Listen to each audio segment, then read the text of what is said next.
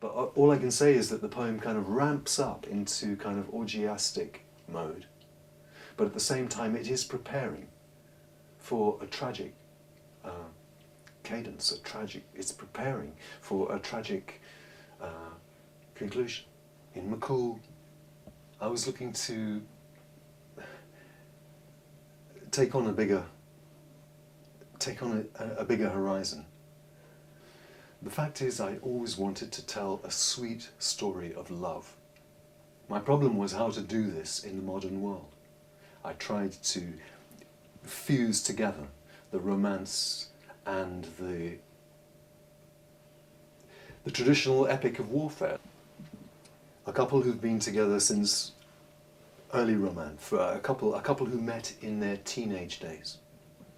He following a military path through the British establishment. She very much interested in art, working as an anthropologist and working as an art journalist at some point in her earlier career. Gala's husband is removed from the immediate theatre of the foreground of action in the poem and taken out to the Lebanon. And Gala, of course, left behind in the Isle of Purbeck in Dorset, is shattered, broken-hearted. And on the advice of a good friend, she moves to London to restart, to kickstart her career as an art journalist. And this is where her path crosses the path of the painter McCool. Her world is turned upside down. Clearly a beautiful, lonely, childless woman who's moved to London because her husband's been deployed to the Lebanon. Clearly a woman like that. Very emotional, very, very sensitive. She's going to be exposed to the possibility of an affair. She knows in her heart of hearts that she's already falling in love with him. He enters a battlefield of his own.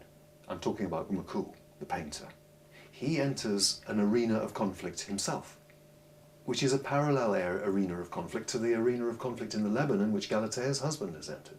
In chapter 6, he has a kind of apotheosis in which he suddenly realizes that he wants to paint her. But in this mysterious woman, Galatea James, he seems to have encountered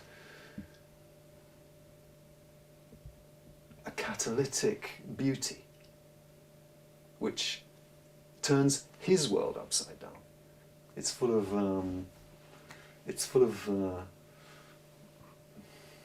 quite touching hope.